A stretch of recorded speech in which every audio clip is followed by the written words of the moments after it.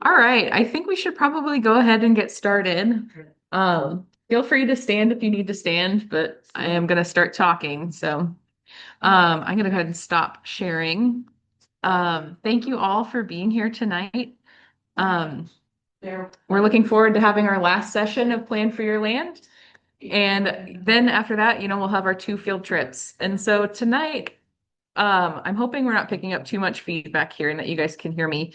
Tonight we're going to hear from Christian Whitfield, who is the Division Chief of Wildland Operations out at Sweet Home Fire. And Christian is just a great guy to talk to. And then we're going to hear from Alex Rice, who's the Restoration Project Manager for the Calapooya Watershed Council. You guys have covered a lot of ground. It's hard to believe that it's been a month already. Time certainly flies. And I hope that your restoration or your conservation plans are kind of coming together or that you have like a good idea of what you're looking for. I want to encourage folks again to reach out to their watershed council and get like a site visit scheduled. Because those site visits really help us with helping you plan, basically. So it's like, I love answering questions, and if I can see it in person, it's going to be much, much better. So if nobody else remembers anything that I'm forgetting, I'm having a day where I feel like I'm forgetting everything. So if I'm not forgetting anything, let's go ahead and pass it over to Christian Whitfield from Sweet Home Fire. Hello, can everybody hear me okay? Awesome. Thank you guys so much for having me. Marie and Ty, thank you. I really appreciate it. This is kind of my favorite, one of my favorite things to talk about. So, any opportunity I have, or some poor souls that are stuck listening to me, as long as they will, I'll take the opportunity. So, um, with that, I'll jump right in. Share my screen here. Okay, Marie, can you see that okay? Thumbs up. Awesome. All right, so I'm going to go over just some basic wildfire awareness that kind of will lead into defensible space. So jump right in. All right, about me. My name is Christian Whitfield. I'm a division chief of wildland operations at Sweet Home Fire District. Um, I've been in that role the past 2.5 years, and I was a community wildfire risk reduction project manager prior to that and a firefighter before that. So been with the district a long time and learned a lot of things, and then got into what I really enjoy doing, and that's wildland, and with that especially defensible space and wildfire readiness. So I'll get into that. Um, I imagine most of you know a fair amount about wildfires because it has been an increasing uh, worry for all of us, really anywhere in Oregon, and even the west side, which we all thought was untouchable and been referred to in areas as the asbestos forest, things like that. Um, Historically, some would say we much less fire than other places, but as you guys know, especially 2020, we're very much affected by fires. So it's kind of it's always a good time to start thinking more about it. But I would say right now is a really good time because it's today and we can start tomorrow. So with that, wildfires. They're started by many different things. Majority is still human caused. Uh, and that comes with all sorts of different things in here: campfires, equipment, sparks, debris, fireworks, explosive targets, or down power lines. So if you got into the numbers and did the research, which I'm not going to get into, you can see which ones are majority, but I think you guys hear about the majorities on the news. So with that, there's also naturally caused fires, which are typically lightning strikes. Um, we like wet storms. That usually helps with the lightning strikes, but it seems like we always get at least one a year that is a pretty dry lightning storm. So west side does get affected as well. We've got some big trees that love to get hit by lightning. So that usually starts some pretty significant fires. Yeah, how do they spread? So wildfires spread in all the ways they want to, and that majority is driven by weather, which is your wind, your heat, and your humidity. So wind, it likes to push a fire in the direction that it's going. When it's hotter, things are easier to burn, and that kind of plays in with the low humidity. Although uh, we're coming up on a strange time of year, not so much this year without a big freeze, but kind of during the green up, we get really low humidities and things dry out quick. Um, but it might be interesting green up this year. But those are kind of the big factors that we look at for weather: wind speed, direction, heat recovery or humidity recovery. Um, and then the other big ones are topography. So fires like to burn uphill because heat rises. So it heats stuff as it burns up. And then also fuel density. Fire likes to keep burning. So if you have a lot of stuff to burn, it will continue. Moving on. So wildfire suppression, what do your fire districts, ODF, the Forest Service, BLM, um, Fish and Wildlife, Bureau of Indian Affairs, lots of different people, contractors that fight fire, and how do they do it?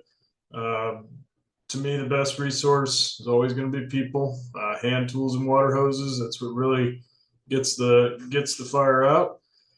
And we've got fire engines, big and small, equipment, dozers, logging equipment, excavators, masticators, and then the big money of aviation, which is helicopters, planes, and drones. So all that to say, that's what wildfires are. That's how we put them out. So try to tie this into, where I'm headed is what can you guys do to think more about wildfires. So kind of leading into the defensible space, just go over quick what fuel. I keep saying fuel.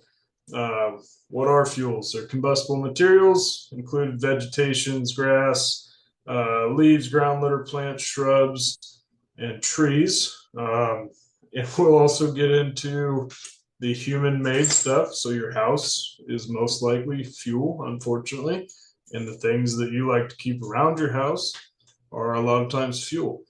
And why are they important? Fuel is what sustains a fire, and with no fuel, fires cannot keep burning, except for rare cases of chemistry that we're not going to get into.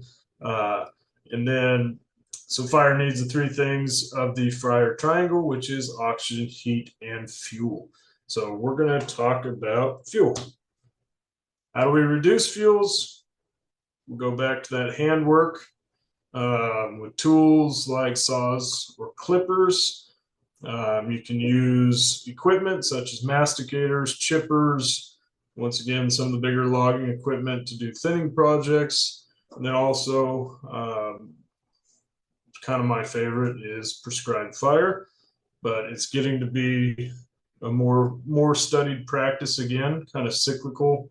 Prescribed fire comes and goes, but I think there's a lot of good work, especially in the Willamette Valley, bringing back prescribed fire in the safest and best way possible. So it's exciting, but also a great tool for reducing fuels. So why do we talk about that?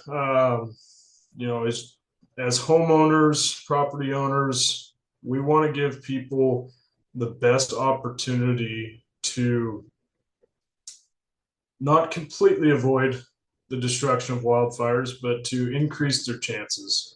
Because there's no guarantee of if you do this, your house will not be affected by a fire.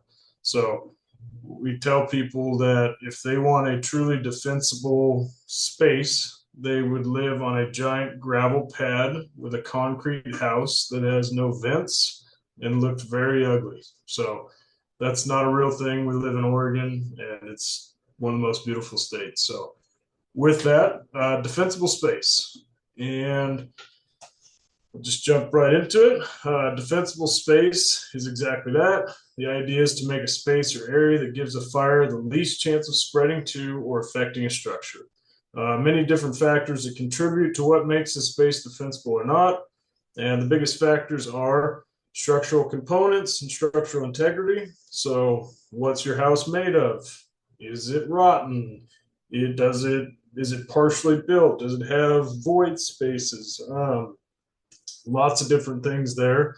Uh, Fuels near or on the structure. So a lot of people love to put everything they own right outside their house under the eaves so they don't get wet. Uh, and then also our roofs are great at collecting everything in the air. So fir needles, cedar needles, leaf litter, nests from animals, everything. They love, for some reason, our roofs love to catch all the organic material possible. So, uh, next one, fuel moisture content and health. That kind of goes back to having dry, rotten stuff. A lot of times, siding or some framing. You can even get dry rot in there. That's fire loves dry rot, so it's bad. And then another big factor is fuel breaks relative to the area of the structure. So when I say fuel breaks, it's any area without fuel. So whether that's down to bare mineral soil or concrete, rocks, other non-combustible things to put down. And then kind of that same fuel breaks is keeping fuels as far from structures as possible is increasing the chance of stopping fires prior to your house. And then one of the most difficult ones is the slope that a structure sits on. So we'll get into that one a little more later. This is just a stock photo, but one of my favorite examples of a very undefensible structure. So as you guys can see, we've got a lot of very fine fuels leading up to the house in that nice, dry, long wheat. And then we've got trees and shrubs right up to the house. And then we've got a house with wood siding in, I would say, not great shape. So probably dry, potentially rotten. All the things that like to burn quickly. So it's a great depiction of not great defensible space.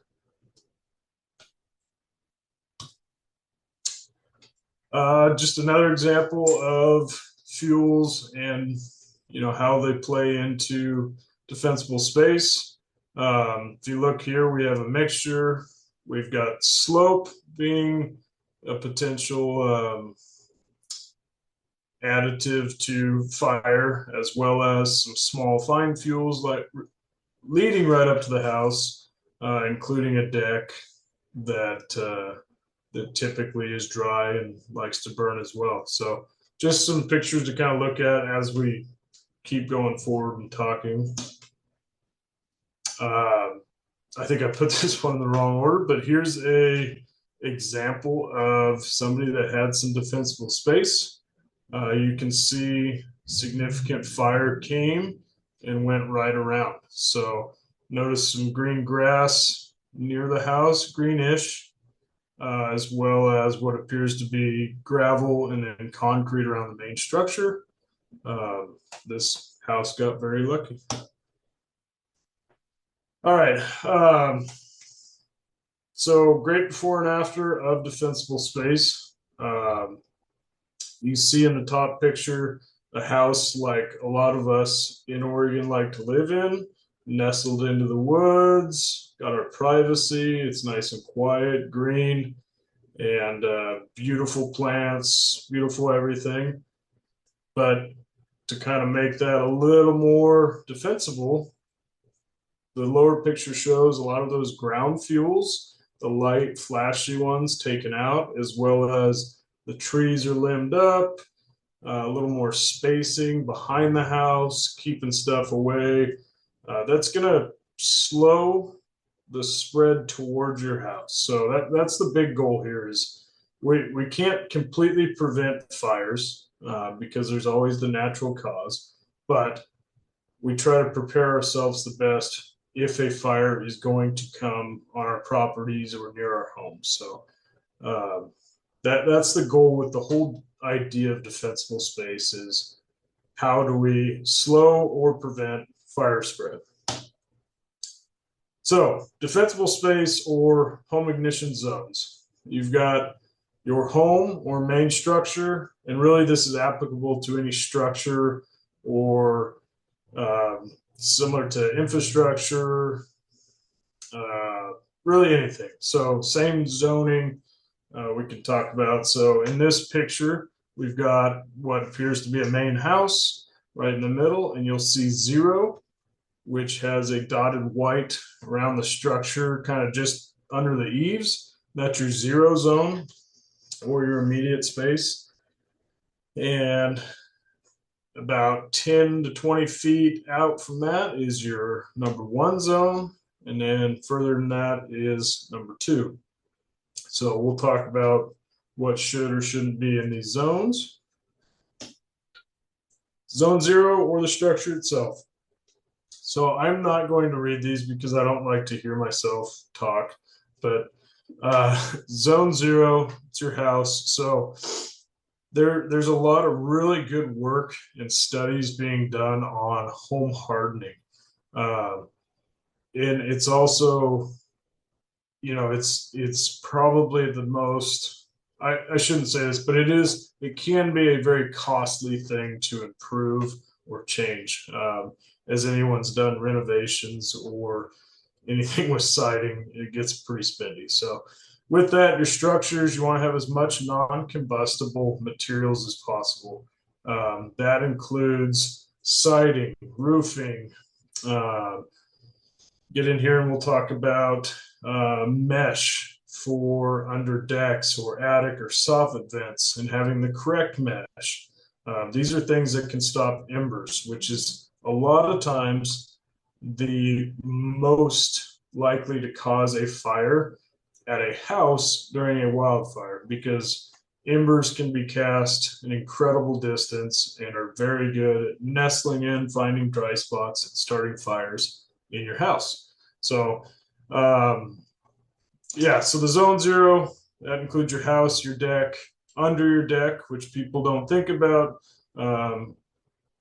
I know I've had my deck have a giant mess underneath it because you just let things grow or you store things under there and they get very dry and very flammable, including a giant firewood storage area. So there's a lot of people that do that, including myself, and it is not the best practice for defensible space. Moving on and moving out. Zone 1. I don't remember who I stole this reference from, but it's my favorite. Zone 1 is the lean, clean, and green zone. So you're 5 to 30 feet. That's typically where our, front and back lawns are. All our favorite flowers, the azaleas, the rose bushes, the nasty rhododendron. It's like my least favorite plant in the world, but sorry, side note. So commonly yard, lawn, flower beds, how do we improve these? So this is where you can really do some deep dives and get into what plants you should be planting. And there's some great work, great studies done. OSU especially came out with fire resistant plants. I forget the name of the publication, but it's fantastic, easy to find online, but it tells you what plants are best to not burn. So being thoughtful about what you plant close as well as what you put down. Bark dust likes to dry out if you don't keep it up. It's not a common practice in our area, but some people would do pine needle beds around houses. All these things are organic materials that like to burn if they're dry. So that immediate area, that's where, if you have the means, water as much as you can or put non-combustibles. If you've got to do non-combustibles, gravel, sidewalks, bare mineral, right? And that's that's your first step outside of the house to start slowing that fire if it does come. Outside of that is zone 2, so 30 to 100 feet. This is typically where we start having our trees, maybe some orchards, maybe a field that we refuse to mow because there's some old tires or trailers out there that you can't see and you hit them with the tractor, all the things. We see this very often. We see a lot of fires start in these areas. That's because most people put burn piles in these areas. So burn piles like to burn dry things. And if that field's dry, whatever's out there is dry, it'll try to burn out from that. So it's still a good area to be mindful of. And my favorite example is a well-groomed park. So trees are limbed up, they're spaced. You're just decreasing that chance of fire spread through that area. And your whole goal with this, like I said, is to slow or prevent fires to making it to your house or whatever it is you find most precious. And in doing so, take the fuels out, but do it in a tactful way. Keep going here. So outside of your house, your property, one of the very difficult things to navigate is dense neighborhoods. We've seen in, unfortunately, some of the California fires that dense neighborhoods are very hard to protect because of the amount of fuel. A house produces a lot of heat, which burns more houses, and it's very unfortunate. I've seen some really, really difficult images of what that looks like. Slope, we talked about a little bit, but also not to preach on the California stuff, but we saw some really rough examples this last year of how slope affected fire and spread. That with the combination of dense neighborhoods, no defensible space, and fire runs completely free. And it's hard to fight slope. So when you're on a slope, you've got to do even more to slow that spread. This is a great example of why slope is so difficult for defensible space. If you have a 100-foot tree 60 feet below your house, it still can spread to your house because of the slope. And some people much lesser slope, but just an example is if fire burns up and out and your house is directly above a good patch of timber, then there's some potential for a direct spread there.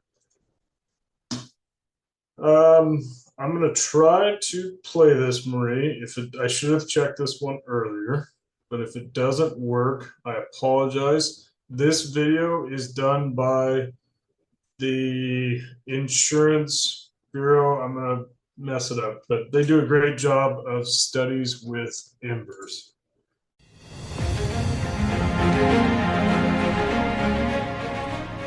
Hello, I'm Brian Schaefer, the fire chief for the city of Spokane.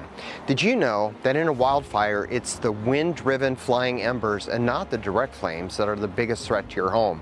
Embers are burning pieces of airborne wood or vegetation. During wind-driven fires, embers can be carried up to a mile from the front of the actual wildfire. Embers can rain down and pelt the side of your home just like hail.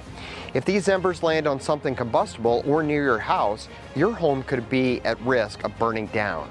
Research has shown that most home losses in wildfire are from embers, not from direct contact with flames. The research from the Insurance Institute for Business and Home Fire Safety show the dramatic difference hardening from embers can actually make. One side of this house has defensible space and fire-resistant building materials. The other side of this house does not. Fortunately, there are some easy steps you can take in a weekend to protect your home and your neighborhood. Create an ember-resistant zone that extends 5 feet from your house. Remove dead vegetation. Trim branches from overhanging roofs and remove combustible materials in the 0 to 5 foot zone surrounding your home. If you use wood mulch next to your house, rake it back at least 18 inches and consider replacing it with something non-combustible like crushed rock or gravel. Maintain roof and gutter debris, including leaves and pine needles from nearby and overhanging trees, because they will accumulate on roofs and in your gutters. Dry debris can be easily ignited by wind-blown embers. Remove debris and vegetation from your deck. Do not store wood on or underneath your deck. On days with high fire danger, like when a red flag warning has been issued, move all your combustibles like patio umbrellas and furniture indoors or into a garage. Flying embers can easily enter your home through vents in your attic, roof, gables, and a crawl space. Make sure vents have a metal screen of 1/8 inch or finer to block embers from entering and igniting your home. Be sure to check screens periodically and remove accumulated debris, birds' nests, etc. It's not a question of if, but when the next major wildfire will occur here in Spokane. That's why the most important person in protecting your life and property is you.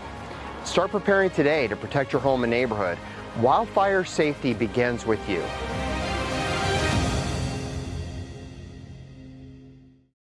The next video will demonstrate why ember storms are a major wildfire threat. Note that there is no sound that will play during this video.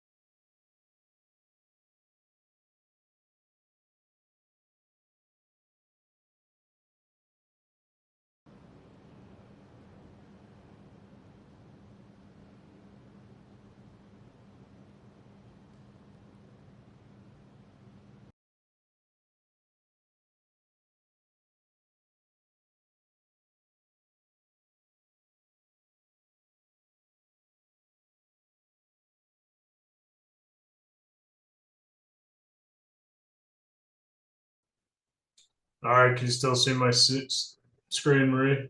Yep. Awesome.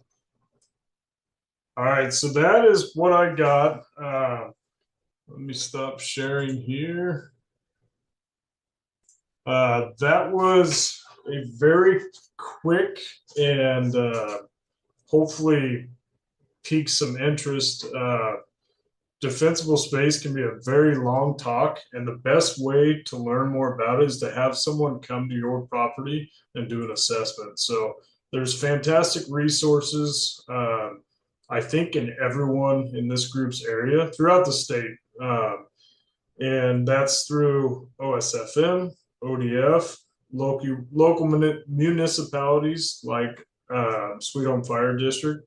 So if you guys are interested or willing to have someone come out and talk to you, go over your property, your house, about defensible space and preparing for wildfires, that's something that I would love to do. And if you can't get into contact with anybody in your area, feel free to reach out to these folks and they'll get you connected with me so I can either come talk to you or have somebody come talk to you. So, yeah, it's one of those things I could talk for hours and hours, but I don't think anybody wants to listen to me for hours or hours. So I hope that I gave you guys enough to kind of spark, not no pun intended, but spark some more talk. So thank you again, and that's all I've got. Okay. That was good. Thank you so much, Thanks. Christian. Yep. Yeah. We have a few questions. So I have a question at Jefferson. I don't know if anybody had questions elsewhere, but yeah. Questions. One is, I live on a short dead end street. Is there anything in particular I should be doing for safety? Yeah, if I heard you correct, you said short dead end street. One of the big things, just going off Oregon State Fire Marshal's defensible space checklist, they talk about ingress and egress. So the way in and the way out, right? So there's lots of recommendations for width, height, turnaround, fuels nice and close to the road. It's one of those things I would tell you, make it as wide and as able to maneuver as possible, but without going out there, I can't tell you exactly like, oh, this is exactly what you need to do. But you want the ability for people to make it down to your house to be able to defend it. So if that makes sense. Oh, my other question is, I had about an acre of hawthorns, I guess you call it masticated. Is that a fire hazard? Should I pile it up, or is it okay spread out on the property? What did you say the material was? Hawthorns. Hawthorns. Cut hawthorns or just I can repeat. She said that she had an acre, you said? An acre of hawthorn masticated and spread out on the property. Is that okay to have it spread out, or is that a fire fuel risk? Yeah, so like any organic material, there's a life. As the decay process begins, it's going to take a little while, but each year, each rain is going to increase the decay significantly. I don't know when it was masticated, but I also don't know the exact time on when masticated materials are decayed beyond what we would call a fuel. But one of the great things about being masticated is it's down low. It's not light, flashy fuel anymore. It is now a very dense, low ground fuel that is much easier to contain. Great. You find that the planning department in Lynn County is approving building permits in farm forest and forest commercial zones without requiring fire break codes to be met? I couldn't hear that one, Maria. I'm sorry. No worries. So the question was, do you find that the people over at Lynn County Planning Department are allowing building permits on farm and farm forest without Enforced commercial zones. enforced commercial zones without Without requiring fire break codes. without to be met. requiring fire break codes to be met? I'm I can't answer that one. I'm sorry. I don't know exactly. We have good partners at Lynn County Planning, but I don't know as far as approval of permitting. So Awesome. We had not exactly a question. Oh, yes, we did have a question in the chat. Diana Walker asked, does the state fire marshal still do defensible space visits? yep, those are the defensible space assessments, and what they've done is a fantastic job of covering the whole state. And how they do that is like I took on our area. So if you go to their site, they should have a map. You plug in your address, you click on your house, and it'll say contact.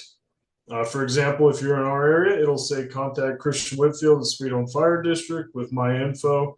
And then I will come out and do a defensible space per OSFM's recommendations. And then if you're outside of our area, Lebanon, Albany, and then if it's not covered by a municipality, Oregon State Fire Marshal will go out and do those in those areas. So really cool.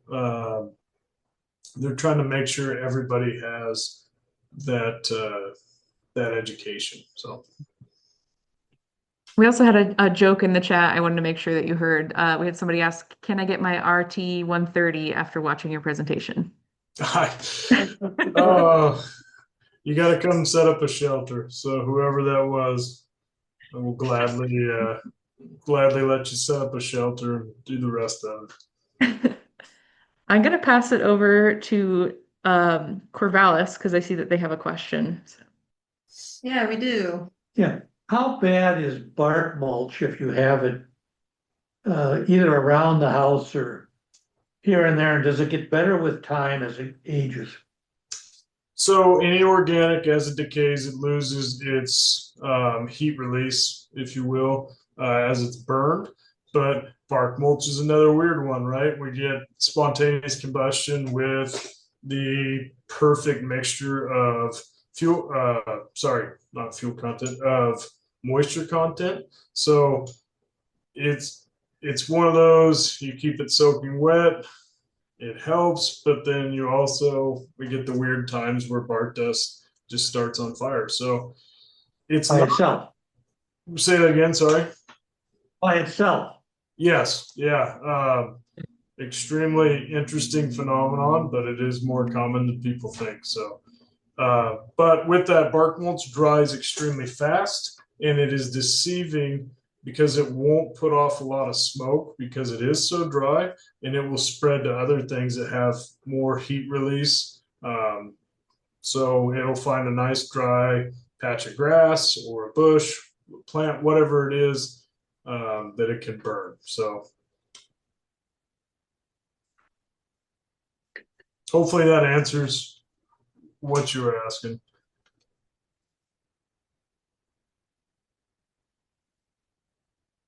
Awesome. We have a couple more questions in the chat. If there are no questions, or unless Corvallis had more, just maybe give me a thumbs down if you don't, or.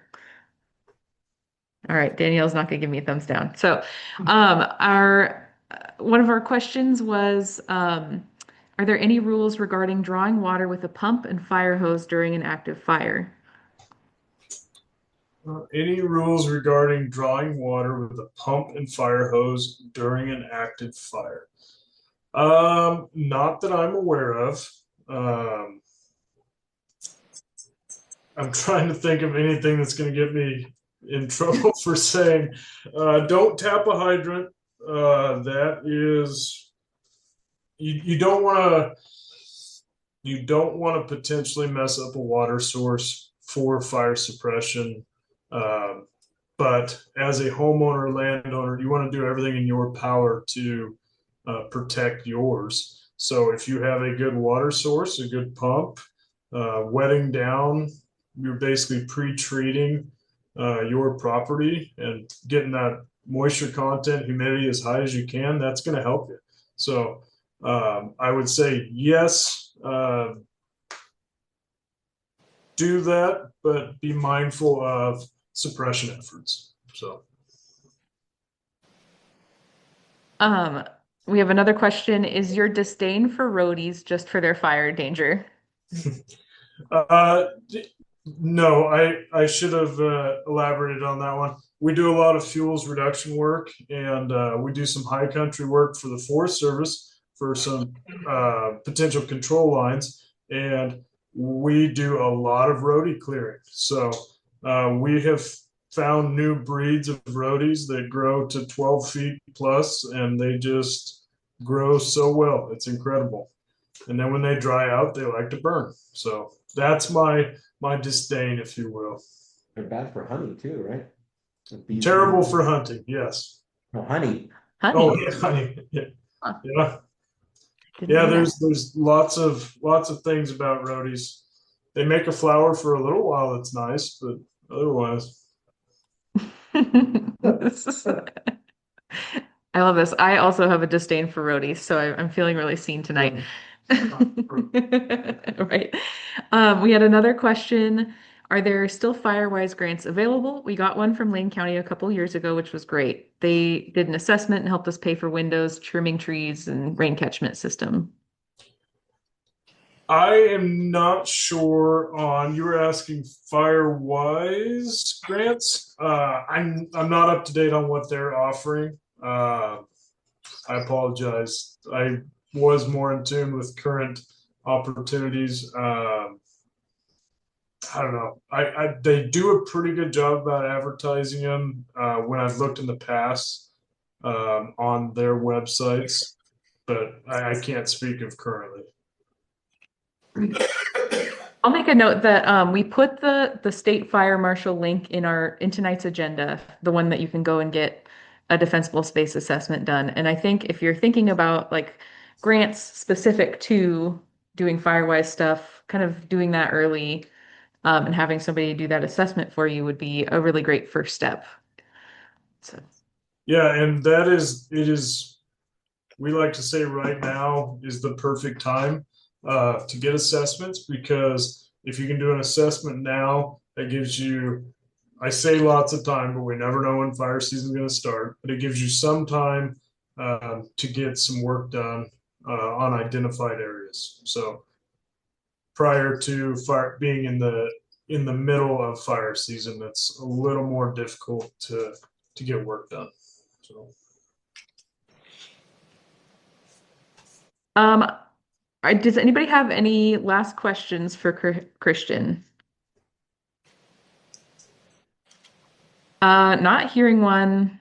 I had one that I used to mess up a lot. I used to work in Wildfire. And so the slope, when you're talking about slope, the fire eats up a slope faster than it eats down a slope, right?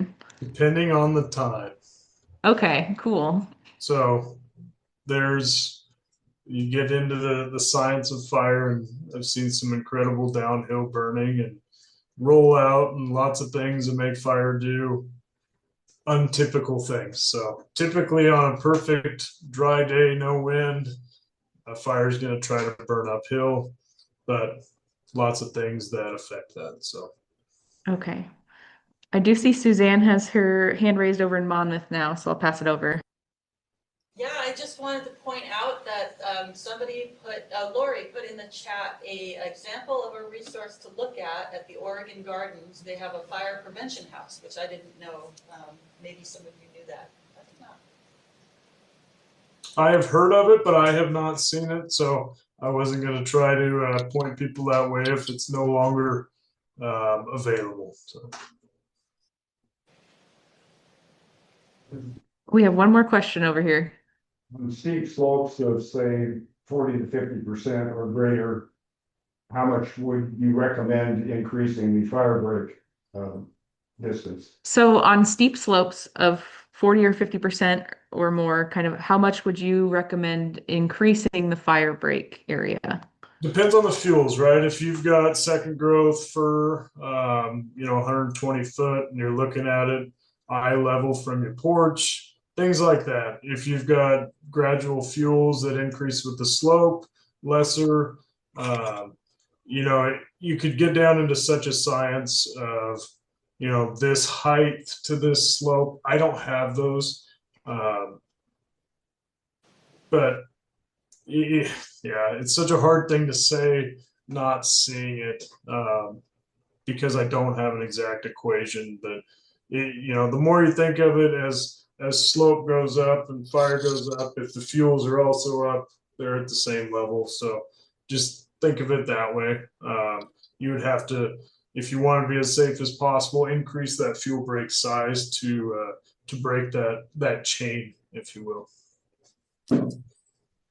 I'm sorry, I'm striking out on your questions, and I apologize. They're great questions. I just think it's maybe people need to follow up with you then, right? Absolutely. People out there. I'm one of the few that enjoys contact with people, so I'll take anything I can get. Awesome. Any last questions? Any?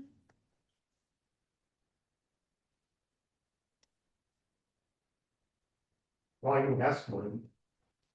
I have a piece of property that it's been in my family since '72. The last 2 years is the first time we've had go now orders. Had what? Go now. Oh, yes. fire. Okay. I don't know how to protect against that. So what do you recommend if you are living in an area where you've got 70-foot fir trees solid on an old Christmas tree farm outside of Finney and Libby? Okay, A little bit, but not all of it, Marie. I can repeat it. So, what do you recommend for someone living on a family property, had it for 70 plus years, and it's had go now orders the last 2 years? And so what would you recommend outside of limbing and trimming, thinning those trees? Limbing and thinning. When I think of that, and there's some great literature and publications on thinning specs or prescriptions there, and that is, in those zones, how many feet between trees. And if you're in I'm not going to use the term high risk area because that has been, interesting with all the maps and all that. But if I was going to talk to somebody about defensible space and they said, hey, we've, like you said, been in a go now orders area multiple times, I would say, let's give you the best chance of saving what's precious to you. And in doing so, maybe taking more fuel. So whether that's added fuel breaks, increasing that prescription on the thin, it's a give and take thing.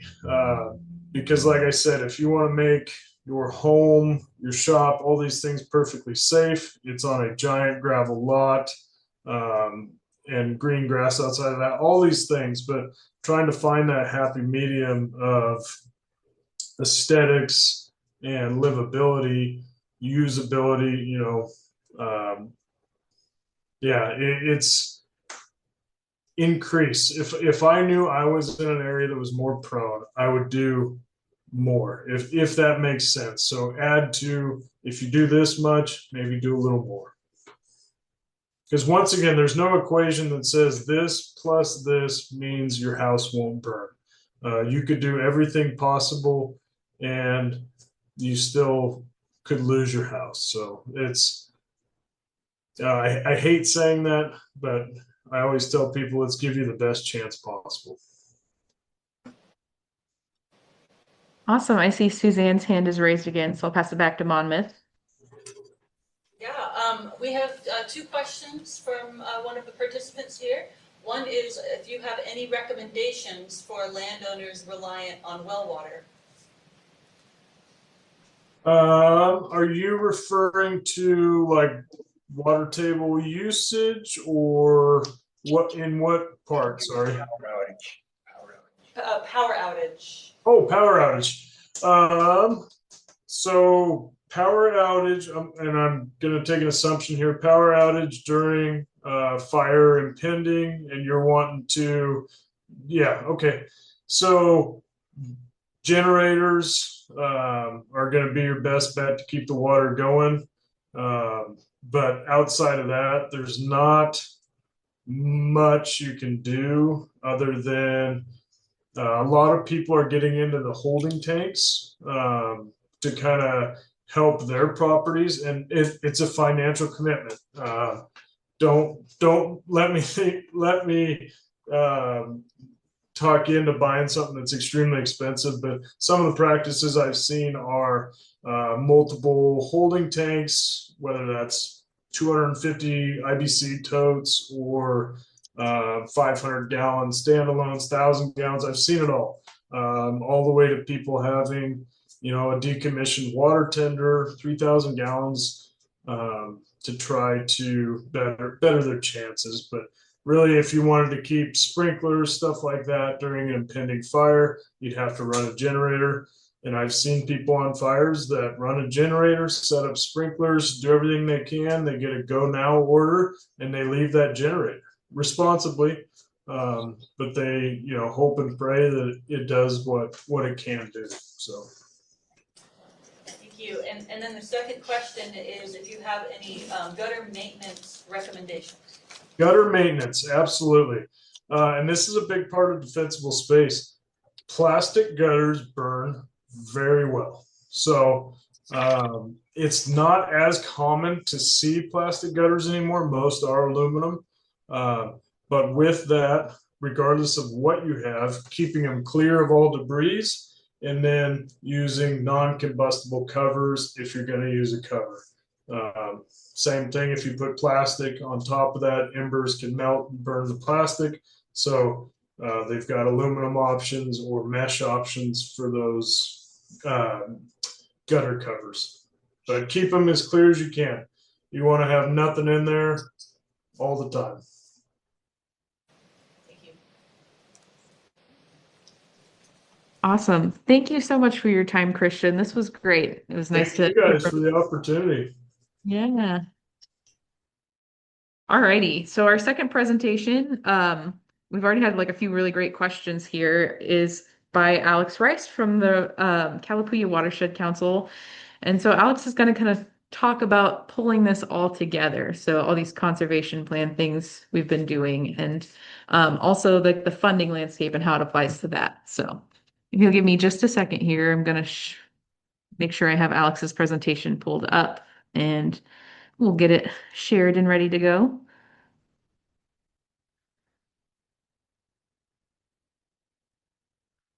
All right. I'm going to try and hide this bar at the top. It sometimes just shows back up after I say hide it, so apologies. There we go. All right. Alex, take us away. All right. Thank you for that, Marie. Yeah, so this the kind of point of this final presentation here is to just I guess provide you with some context for getting started with the actual like doing the things on your plan, part of your plan, but also show how plans can be used to provide, I guess, again, that context to sort of help you come up with, if you're still working on your plan, you'll see, how it's going to be used, how it can be most useful, how it's useful for you, but also how it can be useful for us as, a potential conservation partner to help achieve your goals. And so, I'll talk about where to start, who can help, because the good thing about these plans is, although we'd love to work with all of you, the idea here is that you can take your plan and run with it. And while watershed councils are a great source of help for these sorts of things, there's also a lot of other types of organizations that are also capable of doing some of this stuff. And depending on the types of treatments you're doing, may be better capable than we are, or may be able to work with us as well to help do some of that stuff. I'll also talk about some of the how to pay for conservation, what funding sources are out there, and more than that, really just how to set yourself up best to take advantage of funding sources when those opportunities come up. And then finally, we'll finish off with a couple of example projects, just to show you what a successful project looks like before and after, using some of our monitoring photos from projects that we have done on private lands. So some things to consider. I harped on this during my first presentation, but the most important thing is that your plan be useful to you. So as you're writing this, this isn't a college assignment. This is you're putting this together so that it can be useful to you. So the best plan is one that makes sense to you, that organizes your thoughts in a way that's going to work really well for you. Us and other organizations can help you come up with the stewardship activities. So we can help you come up with the technical aspects, the what you should do to achieve what you want, but only you can truly determine what you want to have happen on your property. So for us to be able to help you, the most important thing is that you tell us what you want your end game to be, and we can tell you how to get to that end game. We always want to help you, and I'll get into this a little bit further. We always truly, whenever you're called to go out to a property, a private property, you really are hoping to find something that you'll be able to find overlap with your priorities and funder priorities to help people out get their needs met. But we have bosses too, so we're bound by funder priorities. We're bound by scientific realities. We do what we do for the benefit of the watershed, for the benefit of the species within it, and so we can't contradict that. And we're also bound by the law, which seems obvious, but you get asked to do things that have been made illegal, and so even we can't go against that. Also, if you ask politely, if you're having trouble coming up with a property plan, if you ask politely, we are always happy to visit your property and kind of go around with you to help you figure out some of those steps. It's part of what we do, and truly we love getting out in the field. So if you're going through, putting your plan together and you're just kind of stumped on decision making, just make an appointment with your respective watershed council, and we will be more than happy to get out on your property to kind of help you go through that. All right, so putting a plan into action. So once you have your plan and you have all your stewardship activities, how do you make a good fundable project? So the best thing to have is high value habitat. Those are the things that our most funders are really wanting to protect and or enhance high value habitat. That's things like, if you've got a creek running through your property and you've got salmon spawning habitat, or you have habitat like what Jared was talking about the other day for one or more endangered or threatened species, or just, species that are critical to the Oregon Conservation Plan. Those are things that are going to help us get a project funded and on your property. If you don't have the highest value habitat, moderate value habitat, but at a larger scale. And if you're a small landowner, that can be challenging because you can never really achieve that scale. But in those cases, if you can find ways to work with your neighbors to sort of grow, the potential project, that makes it a lot more appealing to funders. And that doesn't always have to be, just your adjacent neighbors. It can also be people within a certain area, but you have a certain type of habitat that's important and is going to be created at, in a close enough area that some benefits can be achieved. In general, we're watershed councils, so benefits to water quality, water quantity, so projects that are going to improve water storage, projects that are going to result in cleaner water making its way from the landscape into rivers. If we can do that, a lot of funding sources, we're working with funders now that also want to see benefits to people. I'll get into this as I get into some of the other, when I talk about some of the funders, but if you can provide recreation benefits, even if it's not necessarily open access to your property, even if it's like you let a couple people hunt on your property a few times a year, that is appealing to funders. And then finally, benefits to infrastructure. So if you're doing something, let's say in the stream, that's going to dissipate energy in a way that's going to make it safer for a bridge downstream or houses downstream or upstream, that's also appealing to different funders.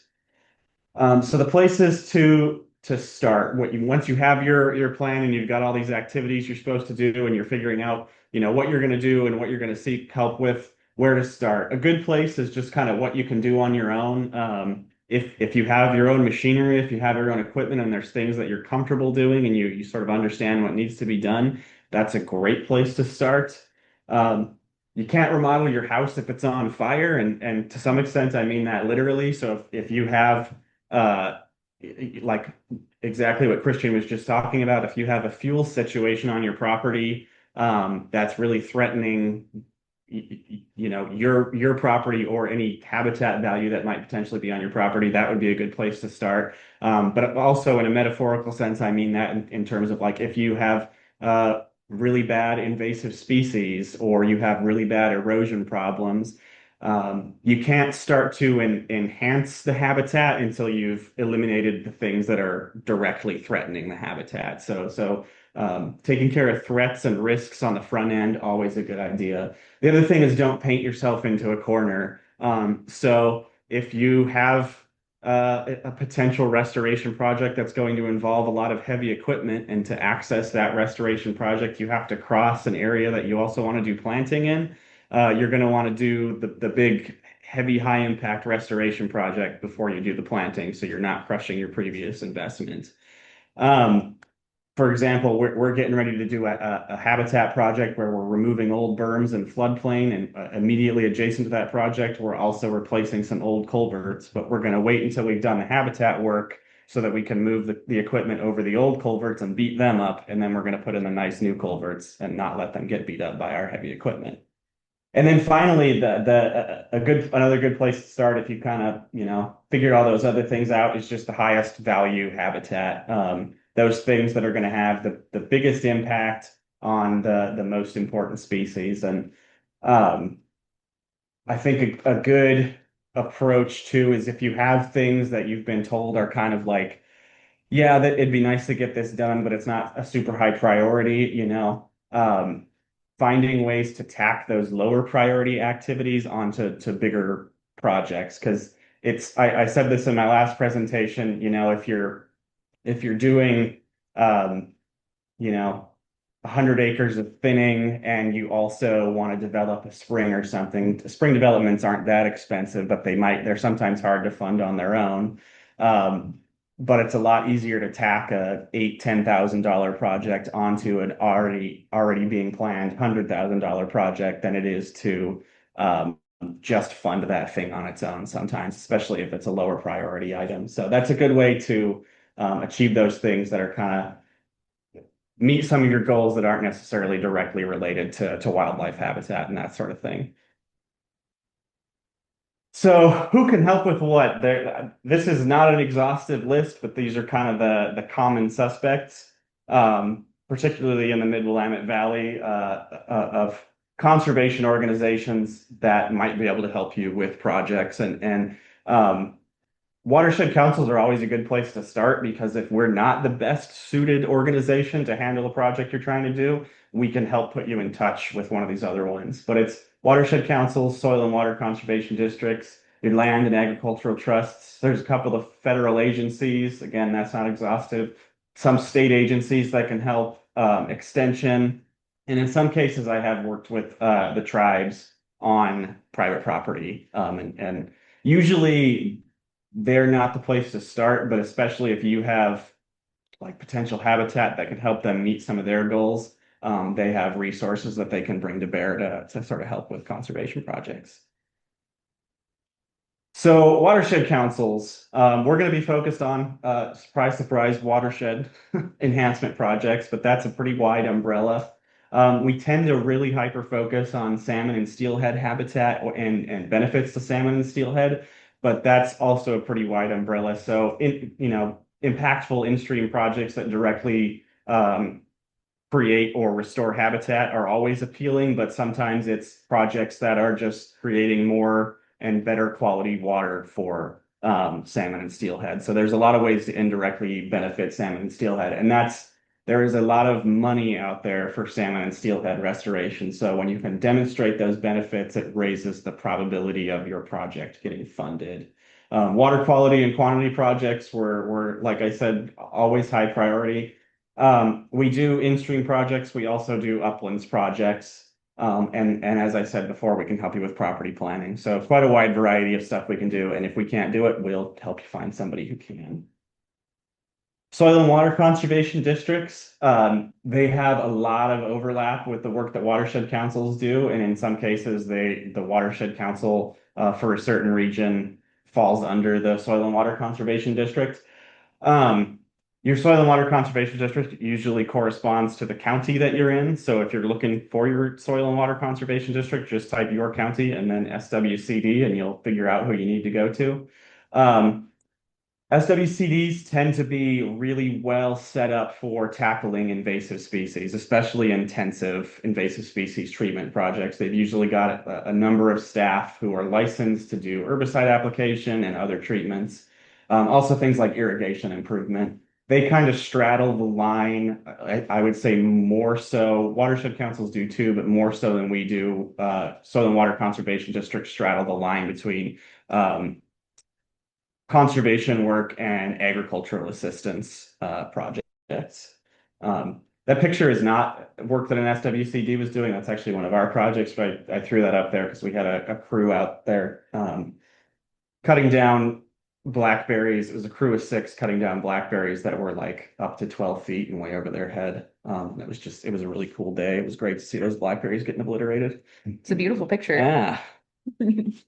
Land trusts and agricultural trusts. These guys fit a pretty specific niche. There was a plan or a question after my last presentation about property tax on agricultural land that is not necessarily being used for agricultural purposes. I don't have a great amount of expertise in that, but land trusts and agricultural trusts would be the people to reach out to, and there's a few for this region. They're going to help with things like succession planning. They'll have knowledge about tax abatement and then conservation easements. Especially like long-term property planning, land trusts can be really helpful and can find ways to mitigate some of the cost of property ownership, particularly if you're trying to push your property more towards conservation uses and less commodity productive uses. But there is also like the Oregon Agricultural Land Trust, whose mission is to preserve the agricultural heritage of Oregon and keep land in agriculture. So land trusts, great for sort of property tenure questions. There's different federal agencies, two that you're likely to kind of run into and that you may have already worked with. The Natural Resources Conservation Service. They do a lot of landowner assistance programs, particularly for conservation projects. They have many programs and many eligible conservation practices, and it's kind of always changing on them. I didn't even try to list out the stuff that they can do here because they do a ton. NRCS tends not to like they want to work with you directly, so we tend not to be an intermediary with the NRCS, so that like we can recommend you reach out to the NRCS, but usually they're a group you're going to reach out to on your own. And my wife works for them, so be nice to them, please. U.S. Fish and Wildlife. So we got the talk from Jared the other day. U.S. Fish and Wildlife is another great resource for habitat restoration projects, especially if you have those threatened and endangered species or are adjacent to a wildlife refuge or near a wildlife refuge, or you're in a migratory bird flyway. They're really good for that kind of stuff, and they can do some similar functions to some of what land trusts do in terms of land acquisition and that sort of thing, but don't quote me on that. Talk to them about it. They're also Jared Jabusak, who gave the presentation the other day, just has a brain the size of a planet. He is so smart and he's a really handy guy to talk to, particularly if you're planning really like large scale restoration projects. He's given me really good input in the past and prevented me from making some stupid mistakes. So U.S. Fish and Wildlife, great place to get advice, and they also have some resources that they can bring to bear. There's state agencies that can sometimes help you. ODFW has a lot of programs. These are the two that I've specifically dealt with in the past. Access and Habitat Program can do it provides money for projects that benefit wildlife. And usually to score on those, it's not necessarily a requirement, but they do want to see property access being given, but that doesn't necessarily always mean that you have to just open your property up to anybody that comes in. But they want to see that you're demonstrating that you're letting people on to hunt on your property. A lot of people aren't comfortable with that, and that's okay, but this is an option. And then the Conservation and Recreation Fund. I've actually now used that money for both private lands and public lands projects. It tends not to be huge, but it's a good source of funding for those mid-level projects. The big thing about the Conservation and Recreation Fund is the best way to get that money is to demonstrate that your project has some benefit for multiple species and habitat types identified in the Oregon Conservation Strategy, which is just a super useful document anyway. But if you can make connections to the conservation strategy and those priority species, it makes it a lot easier to access those funds. ODA through the Ag Water Quality Program that they talked about the other day. I haven't worked a ton with ODA other than for some monitoring money. ODF has some small landowner funding and they periodically come out with funding to help with fuels reduction and forest health. The disclaimer here is I've received money from basically like every other organization that we talked about. I have a very poor record with ODF in terms of grant applications. I think they have a certain amount of money and fire is a big ticket item right now. And so everybody wants a piece of that pie to do fuels reduction. And then OSU Extension, they just have the expertise. They're just a good place to go for knowledge. If you're trying to come up with planting plans, trying to think of what species to use, OSU Extension's a really good source of knowledge to reach out to. And I think every county has an extension agent, so taking advantage of that's always a good idea. The tribes. So yeah, we have the two that probably have operations that intersect with this area. I wasn't sure if the Warm Springs did as well. They do? Okay, so I should have added the Warm Springs on here, but the Confederated Tribes of the Grand Ronde, Confederated Tribes of the Silex, and then the Confederated Tribes of the Warm Springs. I haven't run into any situations where landowners have gone directly to the tribes for assistance, but usually if landowners have own habitat that is sort of important to the tribe's conservation goals, they have resources that they can bring to bear. And so sometimes, if we visit your property and you have a project we're eyeing, we might tell you, hey, do you mind if we reach out to the tribes and see if they have any interest in that? All right, so how to fund projects. So I should have boldened and underlined and everything, italicized this top bullet. We don't have any discretionary funding. So watershed councils, every 2 years, we receive a small amount of money to kind of keep the lights on and to pay for a portion of our staff. But that's the only sort of slush fund we have. We don't have a ton of funding just sitting around. So the way that we help landowners with these projects, in addition to just straight up technical assistance and knowledge, is that we have access to funding sources and we have a lot of know-how when it comes to grant writing. And so if you're thinking about doing a project, typically what would happen is we might come out, visit your property, look at the project you're thinking about doing, and brainstorm potential funding sources for that project, and then work with you to get a grant together, to get a grant application together to seek that funding to do that project. I've listed out a number of potential funders here. I just went with this. All these bullets are just agencies that we are receiving funding from this year to do various projects. And all of that is money that is earmarked for specific projects. And that's kind of how we keep ourselves going. And that's how we achieve our goals and get conservation on the ground.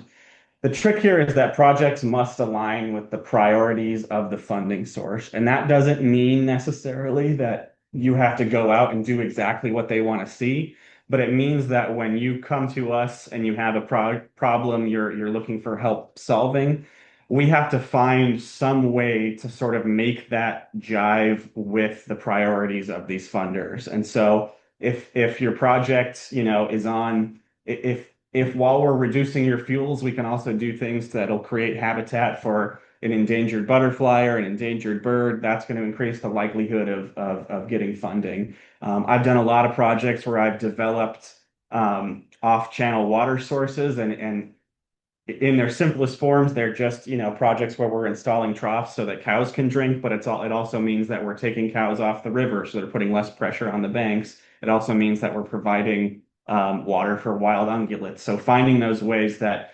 your property priorities align with the conservation priorities of the people that have the resources to bring to bear. That's how to get a project funding. That's how to get things done. And one thing I really want to emphasize is watershed councils partner with landowners. So it's not like a business client relationship. When we do a project with you, we're partnering with you. We're in it together. And that's an important thing to remember just in the way we like to do our projects. It's also important because a lot of these funders want to see match on the part of the landowner. There's usually some percentage of the total budget needs to be covered by the landowner. For example, for OWEB, for their open solicitation grants, that's usually 25%. Now that scares a lot of people, but in general, if you get creative, there's always a way to get to that match, whether it be through the landowner's labor. So I've had projects where landowners didn't have any cash to bring to the project, but they donated their time. They came out, they built fences, they helped us install plants. They might have materials lying around, we need to build fences and you've got a spool of wire. There's always a way to get creative and find that match. So that will probably come up if you ever try to do a project with any of us. And please don't let that scare you, because it's really just not that scary. So yeah, I'll go through some example projects. The two projects I have up here are funded by the Oregon Watershed Enhancement Board. So they are, I think both are sort of wetland prairie oak restoration type projects. But yeah, the first one is the Bear Branch Prairie and Oak Restoration. And actually, were you involved in that? Yeah, You I wanna can talk talk a about little bit about it. Yeah, so I was telling some folks online about this project after Jared Jabusik's talk last week, because he was actually kind of instrumental in this project. But basically, this started with a landowner who had kind of, he's a fifth generation farmer, and he was looking to move away, and he's like, but I'm not selling the land. And so, like, is this worth something? And it was a resounding yes, because he had all these acres, these 67 acres of Oregon white oak savanna and 57 acres of oak woodland habitat. And so we were able to kind of, in conjunction with the NRCS, which they did go out independently, kind of echoing what Alex said, but with the landowner, it ended up being like a triangle, basically, where NRCS and us and then the landowner. And so a lot of his acres were entered into CREP, which is conservation. I can't remember. Do you remember what CREP stands for? Conservation Reserve and Enhancement Program. Okay, nice, cool. I have not done a CREP project since I've been a project manager. So besides this one, and basically it hit a lot of like the really big objectives that we have, right? So they did a lot of in-stream wood installation to create habitat for fish on Bear Branch. And then also looking at doing like a lot of this upland habitat lift. So putting bulbs in, planting like thousands of riparian plants. And then all the plants came in so thick that we had to do like thinning and created brush piles. It was great. So yeah, and then kind of in addition to the partnership with the landowners, yeah, they had the CREP, the EKIP, and then yeah, Jared Jabusik was out there, and he was actually, I always just call him out when I talk about this project, because he's the forebearer of knowledge. We had total staff turnover, and he was like still there working on this project, and he's like, I know everything about this project, and I can catch you up. And so it was great when I came on. He helped me a lot. And so this kind of shows one of the aspects of the project was doing some Doug fir thinning to kind of make room for oaks to grow. And so, you know, if you didn't know what you were looking at, it does just kind of look like we deforested an area. This is the after photo on the right and the before photo on the left. But because of like the area, the type of species that we were trying to protect for, this was the landowner's goal, was to kind of get rid of these Doug fir that were really high density and create an open space more for oak. And it worked pretty well. It's like one of the coolest before and afters I've ever seen, just in terms of how dark the first photo was. Right?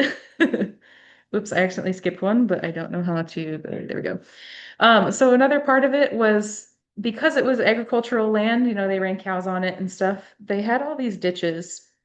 And so the ditches were plugged and filled. So we used a bunch of bulbs basically. So flower bulbs. So there's lots of camas out there now. This photo was not taken at a time when you can see the camas on the right, but lots of like gumball plants and other sort of just prairie plants whose names are all escaping me right now. Um, this was another area, and this one, I think this is also dug for thinning. So on the right, you can see that we kind of, again, reduced that canopy and it's really allowed these oak trees space to thrive. Let's see. Yeah. Sorry, I didn't include any of your riparian photos. No, that's okay. So Tub Run is the project, one of the projects that we'll actually be visiting on the field trip. So this is up in the Muddy Creek watershed, which is not technically a part of the Calapria watershed, but is in our operating area. So we do projects out there.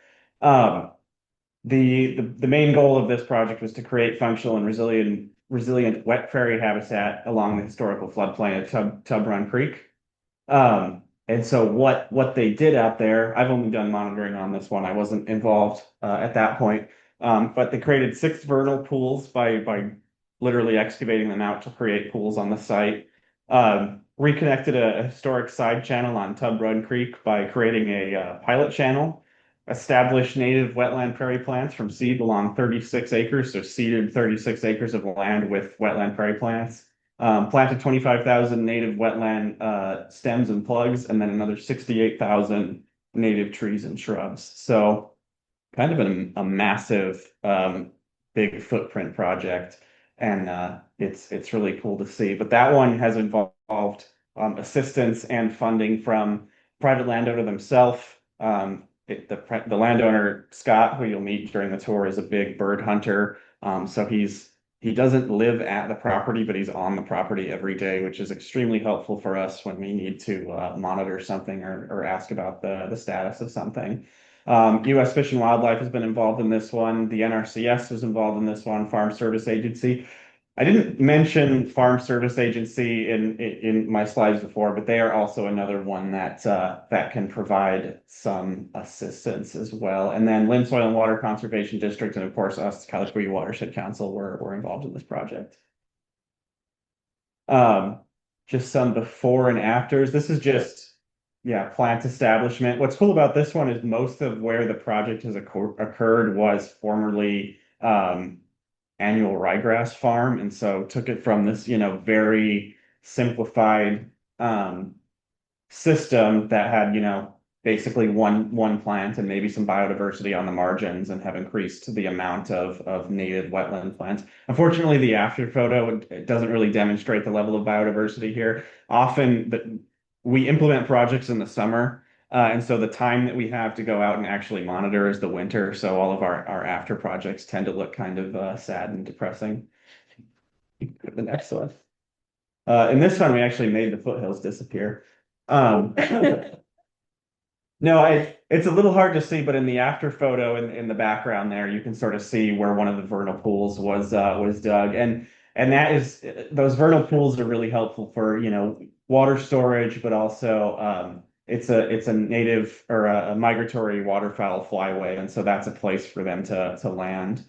It also helps support, you know, it's a project where you create diverse conditions, and when you create diverse conditions, you get diverse assemblages of species. and the ecosystem starts to do some of that work itself. Can go on. And I think, Colin, is that part of the connector channel that they created, or is this just riparian planting? I don't think that's connector channel. Okay. Yeah, so this is just riparian planting. An absolute ton of plants were planted out there. The photo doesn't really do it justice, but in that photo, there's a ton of dogwood stems sticking up out of the herbaceous layer there. Next one. Next. And then same thing here, just took what was, a really limited species assemblage and converted it to native prairie habitat. And you can see the increase in stems in that second photo.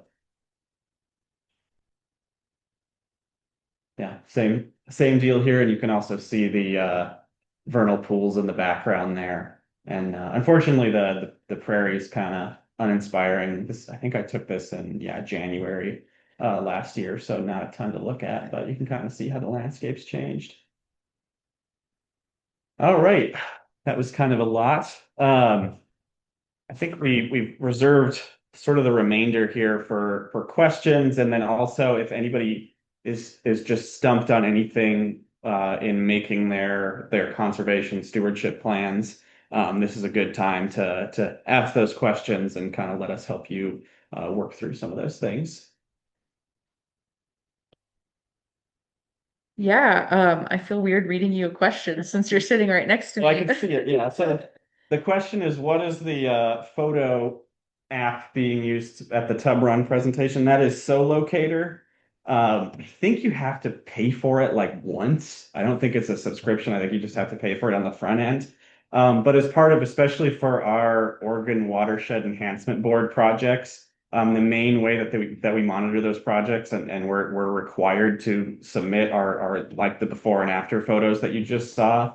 And I don't work for Solocator, but the app is super helpful in just relocating. Because you'll do these projects and you'll do things like plant a tree, or you'll put large wood in a stream, and then 5 years later when you go back and you try to find your old photo point, the place looks totally different, and you're like, what idiot put the photo point here? And you're like, oh yeah, the idiot was me 5 years ago. So that Solocator makes it a lot easier to get those really good repeat photos.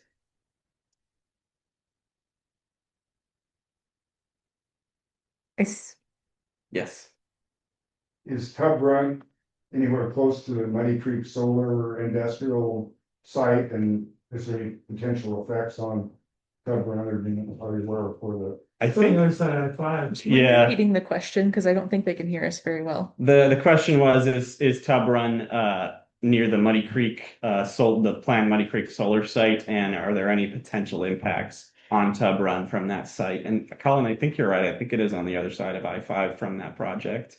In terms of potential impacts, we can't really speak to that at this point. That would be a good question for Fish and Wildlife. But I will say we have no concerns have come up for us, and we're proceeding with the project and still seeing the benefits. I think I saw Rose online raise her hand. Cool. Would you like to ask your question? Yes. Hi. Can you hear me? Yes. Okay. So we've got 14 acres that backs up to a piece of property that we're in Philomath, that backs up to the piece of property that the Greenbelt Land Trust owns. Mm-hmm. It's been in hay for 30, probably 50 years actually. We've been here since 96, and we're not going to hay it anymore. Hay hasn't been good the last several years, and we're really in the investigative phase of what is it that we want to do next. And I'm not a huge proponent of a lot of chemicals. So I was wondering a little bit about if you were to do the oak savanna, if you were to create oak savanna on that property, how do you manage the understory? If would you mow it and then, what are your thoughts on that? Yeah, so this comes up kind of a lot because we've actually looked at potential ourselves. We've looked at potential oak savanna restoration projects on public and private lands, and so there's two options. Well, there's a few options, but there's two options that have come up the most. Mowing is outside of fire. Mowing is like if you have the equipment for it and you have the time to get that done, that's a really viable option to sort of simulate the pressure that would maintain the conditions of an oak savanna, basically keep it open, right?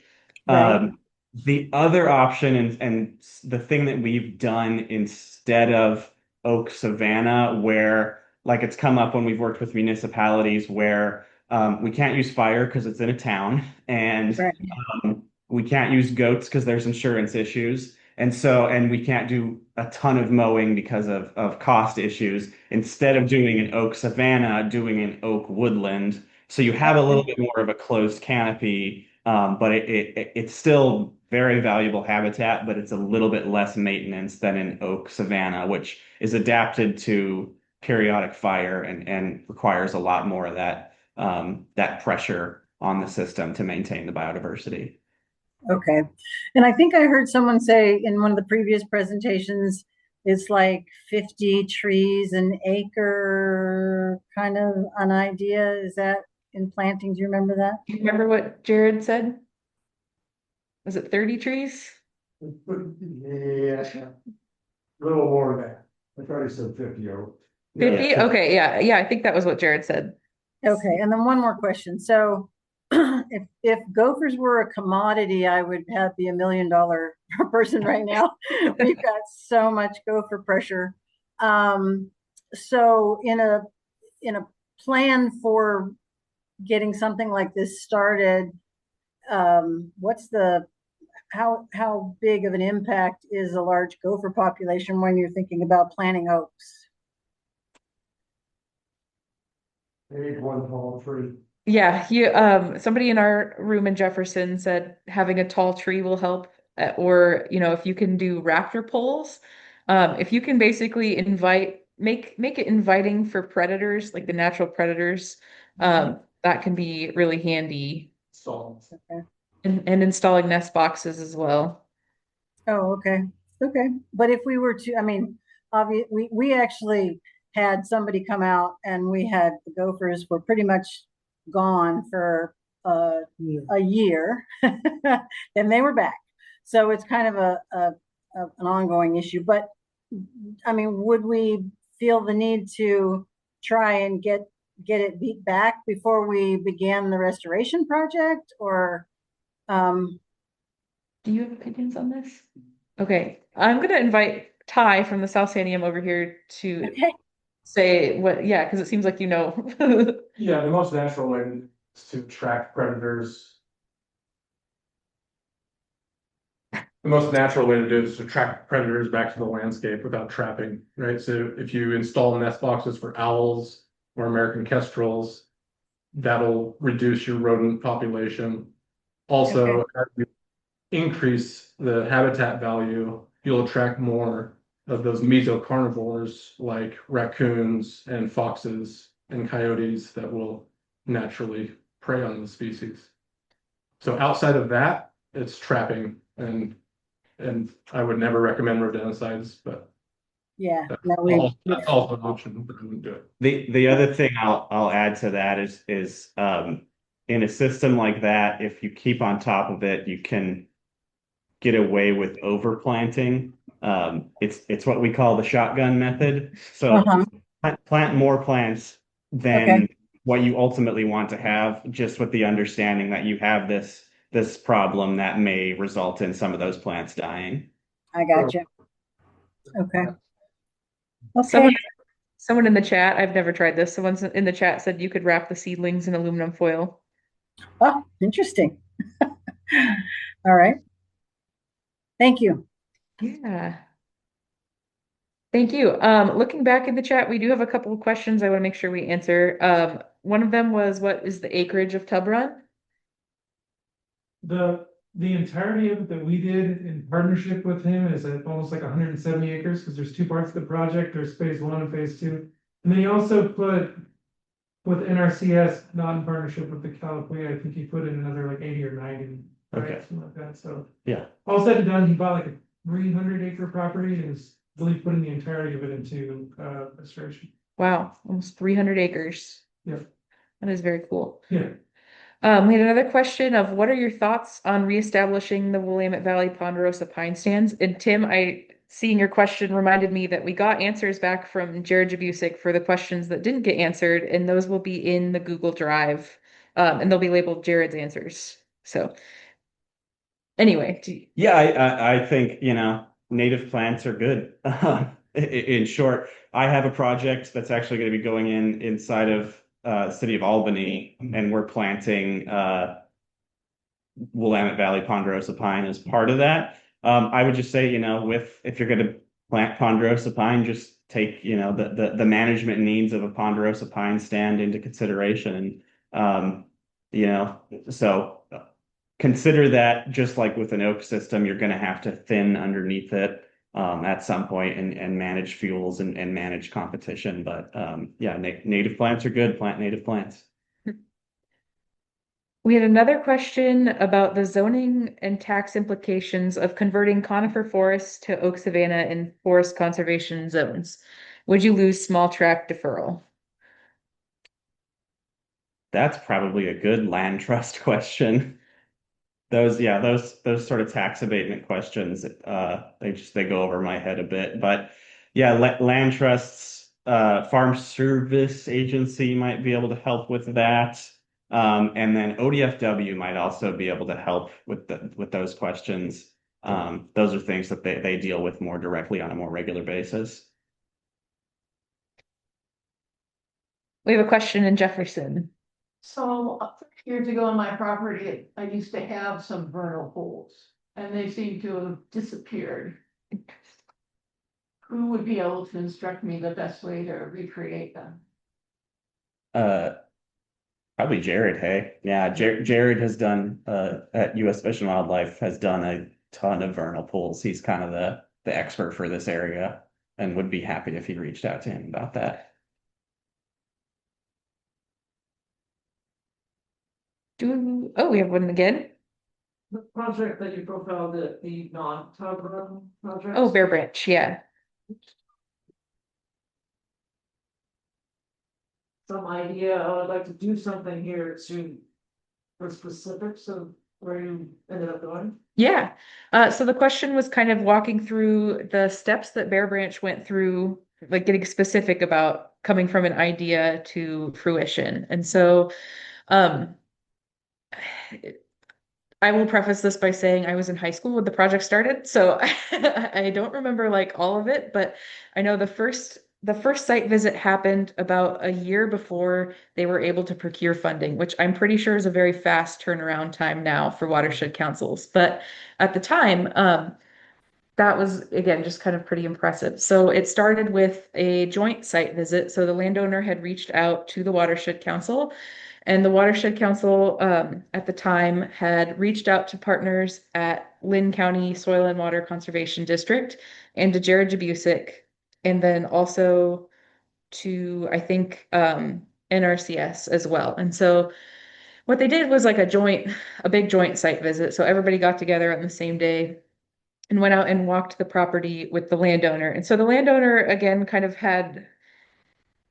was like, what do I have here? And so he was very open to ideas. This kind of goes back to what Alex says, where we're partners. And so he had like really good rapport with everybody and just very friendly and very willing to try things on this property. And so kind of after that site visit, the technical folks got together and they talked about kind of like how does this align with priorities? So the big priority in Oregon for watershed councils obviously is salmon. For Jared Jabusic, kind of we had the upland components that he was able to kind of help with like the technical, what are we doing here part. And Lynn Soil and Water Conservation District 2 was able to help kind of like brainstorm all of the landowners' ideas into what would be like a I don't know why I'm saying healthy. I'm like a healthy application, but like a focused application to the Oregon Watershed Enhancement Board. And so it was a restoration project. So there's like 4 different types of OWEB funds you can get. And basically, yeah. So with the watershed council and the technical partners put together the application, and then I'm pretty sure the landowner got to like review and make sure we weren't like, we're gonna give away your land or something crazy, right? And then you turn it in, and then with OWEB, you have to do a site visit. So people from Oregon Watershed Enhancement Board come out and tour the property and kind of see what you're proposing. So it's like showing people the vision, basically. And I feel like I've been talking for a long time. I hope I got at what you were kind of. My question is about design and the design. about pools and let's do EDAs, what we got. Yeah. It tends to just depend on the project type, like lower tech stuff, where it's like a planting or something, we can usually like, we could do it in-house, or we'll go find an expert who can just kind of help us come up with a good like species list and go from there. Or, you know, higher tech projects where we're doing like in-stream restoration, where we need like engineered designs. You might have a multi-step like, if we needed engineered designs, we would probably go in for a technical assistance grant to get the money to do those designs and to do any of the like planning, public meetings that might need to happen around that, some of the permitting. And then we would use what comes out of that technical assistance grant to do an implementation grant to get the money to actually put that thing on the ground. So depending on the level of complexity, you know, it could be a quick turnaround, or it could be like some projects we're looking to implement in the next year or two have been in the works for 10 years. Sometimes it just takes a while. Yeah. Sometimes people get really like, what is it, like a perfect storm? And other Yes. times it's, yeah. Um, does anybody at Lucky Mute or Mary's River have any questions? I want to make sure we're not hogging up this. That guy's got his hand right. Oh, yes. Is it Dakota? Kind of, I guess, what my question is, or I don't know how to even word it as a question, but big piece, 40, 50 acres of some of the land that I manage is it's all ash trees. Like there might be a couple wild pears, a couple wild apples, some hawthorns that I shy of despise. I like them because, you know, pollinators in the spring, they flower really early, but there's reluctance of the owners of the land to have like the watershed council out because of worries of how they might say what to do, and maybe contrast to their wants or desires and whatnot. And with the anticipation that every tree is going to die with the emerald ash borer, and we're in a cattle grazing situation. Cattle is the goal. Any maybe tidbits or points to talk on the subject? Yeah, so two things I'll say, just broadly, you know, watershed councils, we can't tell anyone what to do on private lands. It's all voluntary. So generally, you know, if someone's afraid of a certain conservation measure, we're gonna, if we can find a way to do work to kind of meet their goals, we're gonna work with them to do it in such a way that it kind of meshes with their wants and needs. So if they're, you know, worried about cutting all their ash trees down, that's something where we would work with them to maybe find a happy medium. And then more specifically addressing the ash trees, you know, it is unfortunate that the emerald ash borer is in Oregon and it is on the move, and they probably have some time, but it is eventually, you know, their ash trees probably are eventually going to get hit, and so. I don't think it's necessarily a situation where they need to go out and cut down every ash tree immediately, but planning for what they're going to do when the ash trees do eventually die, and assuming that they all are probably going to die is a good thing. And one of the things you can do, you know, is be thinking about future planting and or be thinking about doing some underplanting. So if you can plant, you know, OSU Extension, I think, or yeah, has a really good list of, or it might be Department of Forestry has a good list of basically suitable ash replacements. And so it's just a matter of finding good, not necessarily shade tolerant, but somewhat more shade tolerant species to underplant with that are going to be stunted for a while those ash trees shade them out. But as the canopy of the ash start to die, and those trees in the understory get that sunlight, that they start to grow in where the ash trees are kind of leaving the scene, if that makes sense. Okay. Yeah, kind of what I had in my thought process, and I know it's a little bit of a gray area, it being Ash Grove. Obviously, it's wet ground.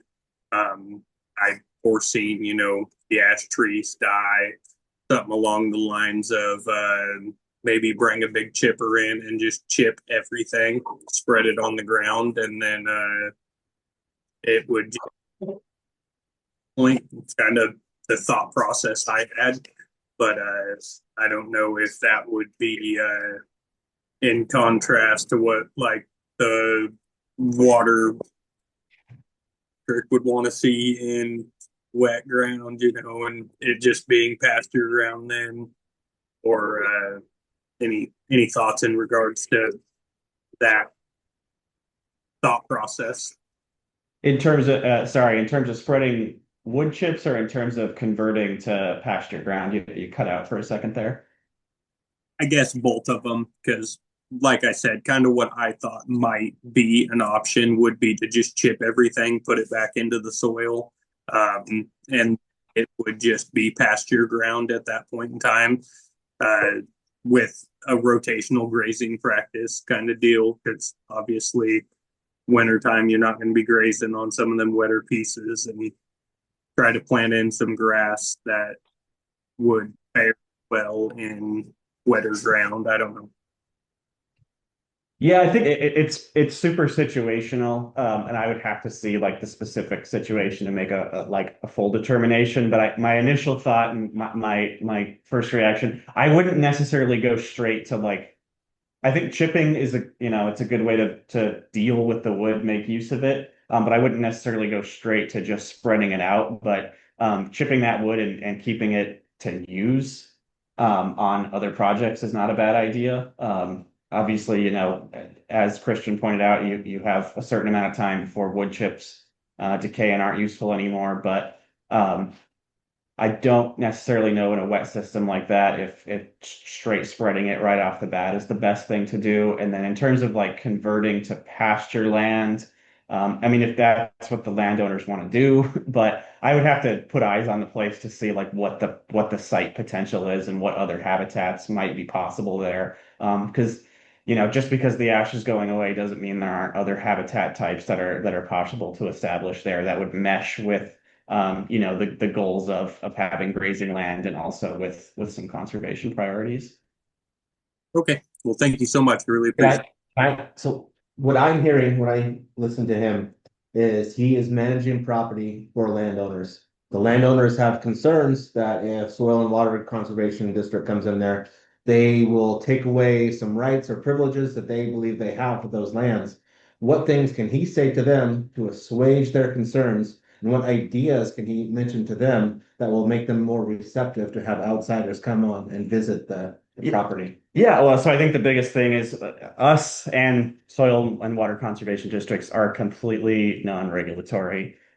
We can't write you a ticket. Well, we're not even government. We're a nonprofit organization, so we can't write you a ticket. We're not going to tell on you. We're not going to report you to a regulatory agency. It's totally contrary to our mission. We would basically never ever do that. Be biting the hands that feed us. Yeah, we like trust, and those relationships with landowners are extremely important to us. So we're never gonna report you to anybody, and we have no mechanism for forcing you to do anything either. It's all totally voluntary. When I talk about the kinds of projects we fund, that's not a necessarily our endorsement of what is most important. It is the funder's endorsement and what they're willing to put money towards. So there's that. But yeah, I think in terms of like potential ideas for that site, a very wet site there's a lot of opportunity in a very wet site because it means it can support plants. And so there's the potential, like I said, to underplant and just convert that to a different forest cover type, or there's the potential to convert something more akin to something more akin to like a wetland or a wet prairie. There's a lot of potential. And so it's really just a matter of, seeing the site and knowing exactly what could be done there, but then also what the landowners ultimately want to see habitat wise and resource wise. There's a lot that can be made to happen that meshes with both, the goals of a cattle producer and the goals of a watershed council. And truly, we love situations where we can help a landowner in their needs while also tackling conservation needs. So usually, there's always a solution in there somewhere. And the way I like to handle particularly reluctant landowners is I always say, hey, listen, I'm going to throw out a whole lot of ideas, even some kooky ideas, just so you know what is available to you. And it is always your right to say no. And I'm not going to fight you if you say no, because it's your property and you're the ultimate decision maker. Alrighty. Well, thank you so much. His add-on to my question definitely answered a lot of my question that I didn't quite throw in there or didn't know how to throw in there. So thank you very much. Really appreciate your guys' time. Kind of back to what we were talking about. I want to make sure we hit this question in the chat that happened a while back. So sorry, L. Miller. Are there minimum sizes of properties for getting support with reseeding or riparian restoration? Not really. I always say kind of where there's a will and patience, there's a way. And so kind of what I was talking about, like smaller properties, it's just a smaller piece of the pie. And so the return on investment from the perspective of a funder tends to be lower.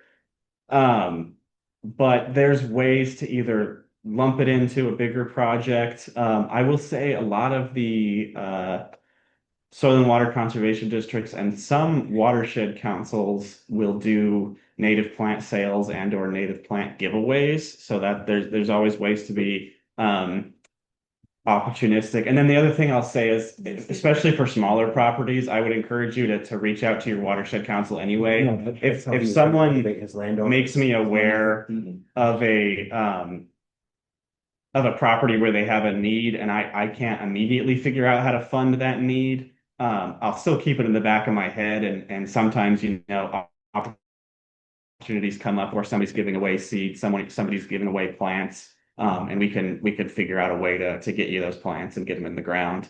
You just have to be creative. So I'll say if you're kind of on the lower end in terms of property size or lower end of habitat value, I would still encourage you to reach out to your watershed council, and we'll usually find a way to try and help you. It might just take more time than the sort of really, Hollywood sexy projects that involve a lot of really good habitat. It's true. If the North Sanium has a really good example of this, and provided this was riparian planting that occurred in a post-fire area, but we were able to get 40 landowners on board, and every landowner had like probably 10 acres or less of riparian planting that needed to be done. So it just took getting like a whole bunch of people together. And we also used OSU Extension to help with like the planting plan layout. But having that kind of when you put 40 people together, that's a lot of riparian plantings. So it ended up working out. But yeah, kind of if you can't go big,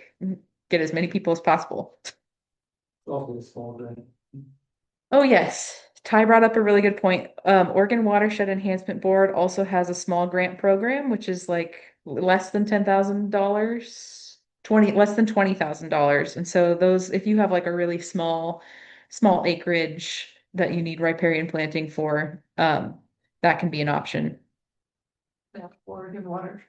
Yeah, Oregon Watershed Enhancement Board.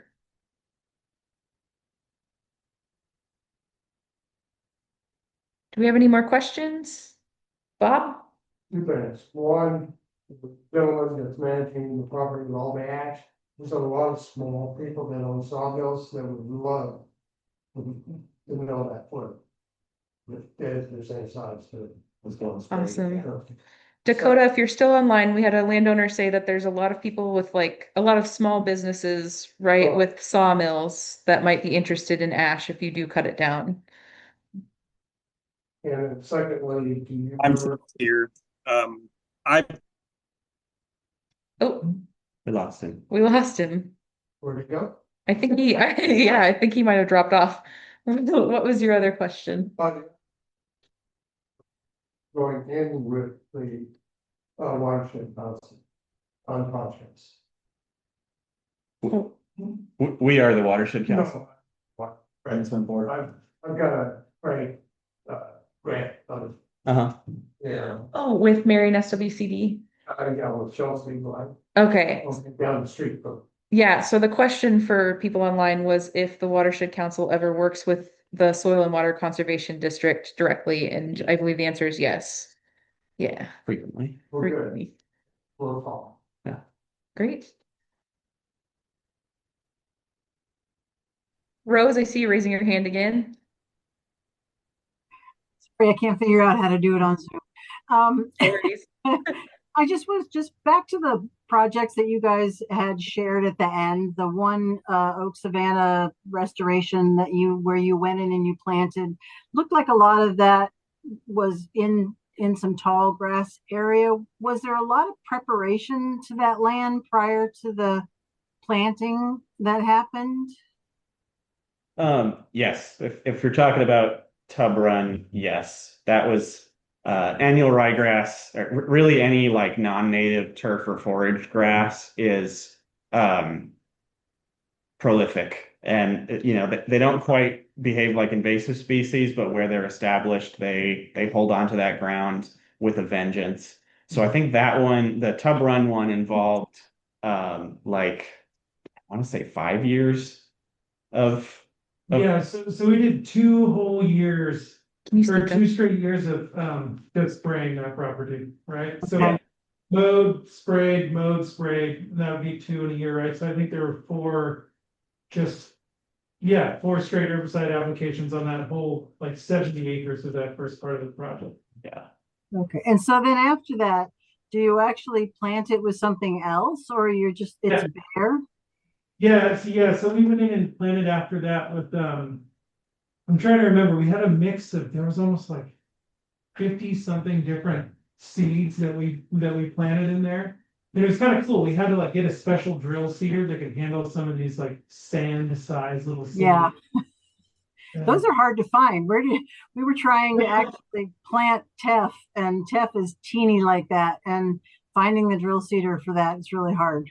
So I think it might be Benton Soil and Water. I think they have a seeder that you can use. I also that once again going back to it, I believe Jared Javuzic has access to most things, right? So I think we're able to use a seeder there, and also if you take the tour that that Calipari be doing of Scott Arian's project on Tub Run, he at one point I believe bought a seeder as well. So okay, all kinds of seeding stories to share, that's for sure. Okay, great, thank you. I'm thinking if there's not any last questions, we can go ahead and wrap it up for the night.